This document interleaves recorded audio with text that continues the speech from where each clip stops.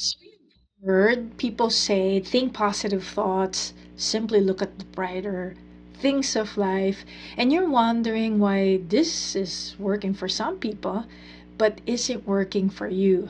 So today, I will give you three reasons why just thinking happy thoughts, positive thoughts, isn't working for you and what to do instead. I'm Roanne Samuels. I have a practice here in Solano County called Somatic Psychotherapy and Spinal Flow. I help women who's tried all the things, lots of things, but her body isn't healing. I help women to finally find ease and calm in her body. So, the first thing that we would talk about is the first reason. There is research, and you can Google this, and it's called heartmath.org. They have a lot of research in which we always say that the brain controls everything, all the parts, cells in our bodies are sending signals to the brain. But in recent findings, it is also our heart. Our heart is also its own brain, and there's like connections there. In fact, and I'm gonna just read it so I'm not misquoting. It says, it is commonly known that the heart actually, it's just receiving information from the brain, but actually the heart sends more signal to the brain than the brain sends to the heart. Amazing. Check the research, heartmath.org. And also, heart signals have a significant effect on brain function and influencing the way we process our emotions. So, this gives you a reason why, if you're just thinking positive thoughts, but your emotions, your heart, as they say, is the seat of your emotions. Your body feels scary or it's worrying about something. So even if you're thinking it, but your body, your emotion, your heart is sending signals to the brain that actually, even though you're thinking positive thought, it's actually quite scary. It's managing threat, whether the threat is right there in front of you or perceive or imagine. The body does not make knows the difference. So it will make sense. That's the first one, that just thinking positive isn't working for you. Again, it is the heart that is like its own brain and is the seat of your emotion that also, in recent study, which is so different from what we've known for many years, but is sending more signals to the brain. Now, so the second one is that your body holds unconscious stories. So when you think about conscious stories, okay, think about a garden. When you look at your garden, you're seeing the flowers that are blooming, whatever you could see with your naked eye. That's the conscious part. So when you're telling a story, you're asking, if you were asked, how's your childhood? How's your day? That's your response, the conscious part. The unconscious part, if I am going to relate it to the same metaphor of the garden, it's actually stuff underneath the soil that you could not readily see. That's the unconscious part. So, when you are have stories, again, going back to scary stories, stories that makes you feel like you're being threatened, you are visualizing this. Like the unconscious is has a picture of scary things. So if you're thinking about just positive thoughts, like they say, just look at the brighter side of things. Imagine the sun, or like just being at the beach, and those things are great. However, if your unconscious imagery are more intensified. So imagine a movie screen so big, right? And the scary story that's in your unconscious is so much bigger, so much louder, so much more intensified.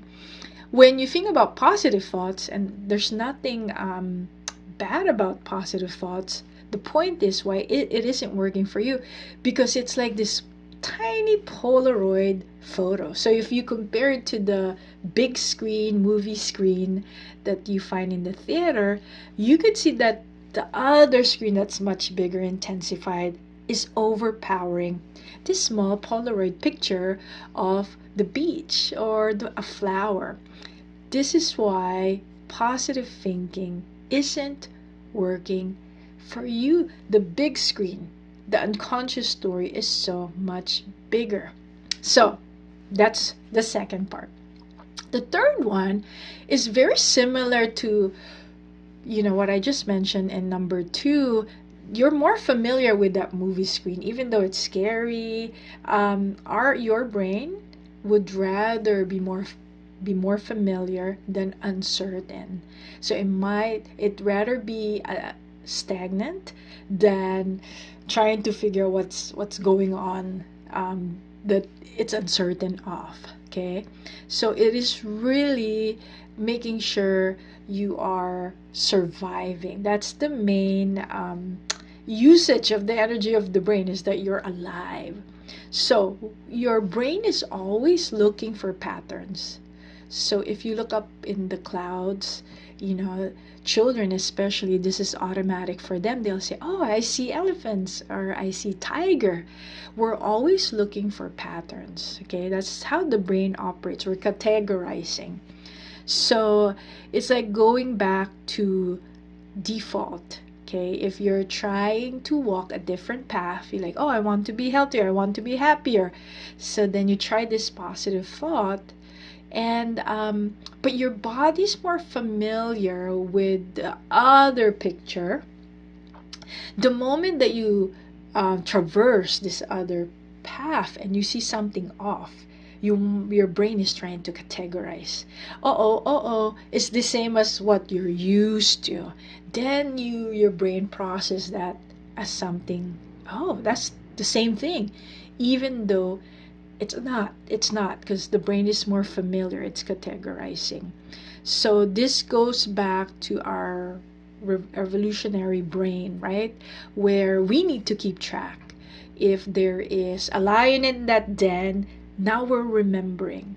So as we say, our brain is like velcro for negative experiences, and like Teflon for good experiences or positive memories. So this is why just thinking positive isn't working for you. So let's just do a quick review. And before I give you what you can do, just one thing that you can do. So we want it to be simple so you could run with it, even though there's lots of other things that you can try. So here's a review. Thinking positive is not doing it for you because your heart sends a strong current in your brain that influence your emotional processing. So it's more dominant. And again, the emotion, the energy, the electrical magnetic field, or the signal it's sending to the brain, is based on memories, past experiences, and your interpretations of them. So for example, even if you just got married and you have this favorite flower, somebody gave you that flower, it might remind you of some nice memory, some warm feeling, compared to if you just attended a loved one's funeral and they have a flower that you keep seeing in that funeral, and somebody shared that flower to you. It is likely that you will have a different sensation in your body, even just the aroma of it. The brain is categorizing. Next, the positive image is so much smaller than this whole picture that you have or that you're used to. Okay, so it's overpowering. And three, your brain wants you to survive, right? This is a good thing, very protective. So it's very suspicious of novel things. So if you give it something positive and it's not used to it yet, it's very suspicious. It's easier just to go back to default, what's familiar. So here's one thing you can try, and there's plenty. But we try to just do it the simple. But of course, if this is more complicated for you, you could always seek out professional help.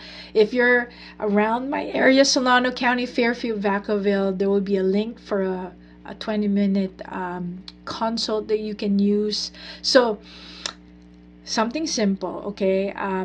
Be an because you are an expert with looking for things that are probably worrisome, things that you're expecting that might go bad, something bad is about to happen, those types of things. You want to be an expert for looking for unusual things, okay? So instead of starting with something positive, that may be too far from what you can see at the moment. So you could start with this. Think of every day, okay? If you can do actually morning, afternoon, evening, and you have something that you could jot it down, because your brain needs exercise. And when I mean brain and body needs practice.